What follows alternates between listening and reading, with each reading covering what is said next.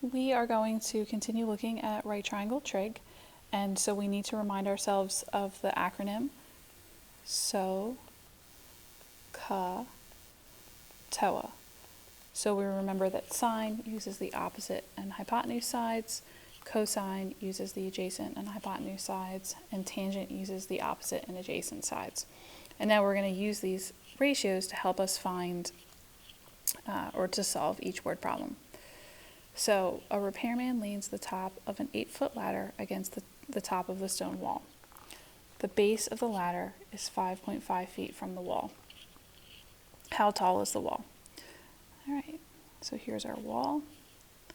Here's the ground. Here's our ladder.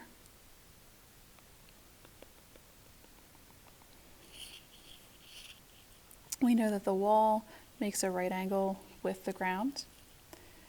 And we know that the ladder is 8, and the base of the ladder is 5.5 feet. And we want to find the missing side length. How tall is the wall? Well, the nice thing about this example is that we're given two sides of a right triangle, and we're trying to find the third side. So we're going to use Pythagorean theorem and say x squared plus 5.5 squared equals 8 squared. So x squared equals 33.75, and then we'll take the square root of both sides, and we'll get that x equals 5.8 feet. So the wall is 5.8 feet tall. In the next example, we are actually given the picture. We're given the picture, but we want the angle of the ramp to measure 4 degrees.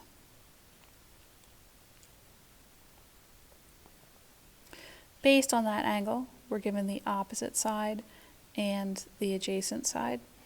So to see if the dimensions will work, we need to see if the tangent of 4 degrees is equal to 8 over 100. Well, if you type the tangent of 4 degrees into your calculator, you'll get 0.0699. 8 divided by 100 is 0.08. Since these are not equal, the dimensions shown will not work.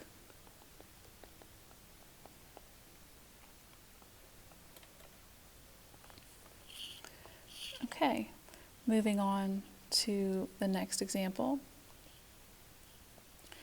We have a 12-foot ladder propped against a vertical wall.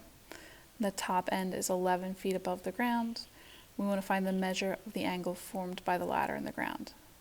So again, there's our wall, there's the ground. We know that's a right angle. Here's our ladder.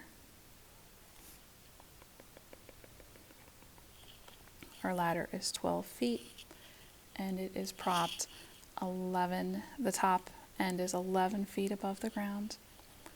And we want to find this angle with the ground here. So based on that angle, we're given the opposite and the hypotenuse. So we'll use sine. We'll say sine of the angle x is equal to 11 over 12. Since we're looking for the angle, we'll have to use the inverse sine to free the angle from the function.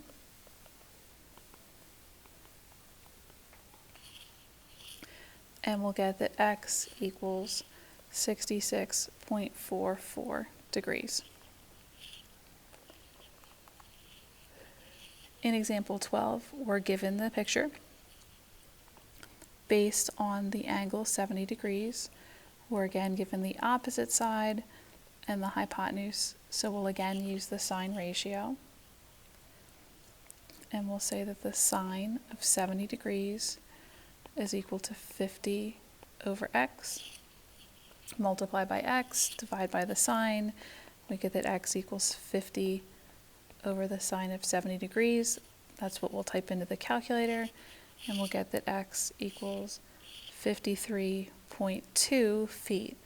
In this case, we're asked to round to the nearest tenth. If we're not told, then we will round to the nearest hundredth, as we did in the example before. Okay, moving down to our last example. We know that a river runs straight through the center of the park. The man stands on one bank of the river, and his daughter stands across the river and 22 feet upstream. The man's son swims from the man to his daughter. If the river is 11 feet wide, how far does the son swim?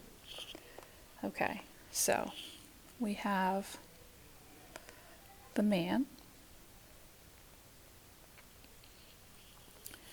and we know that the daughter stands across and 22 feet upstream. I'll put D for daughter.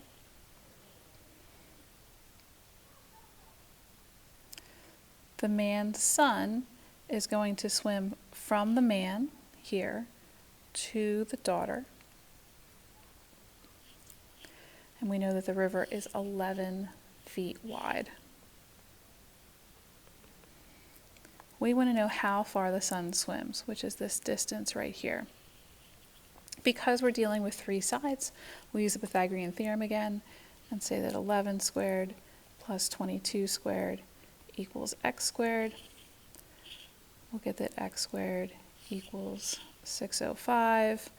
Take the square root of both sides, and x equals 24.6.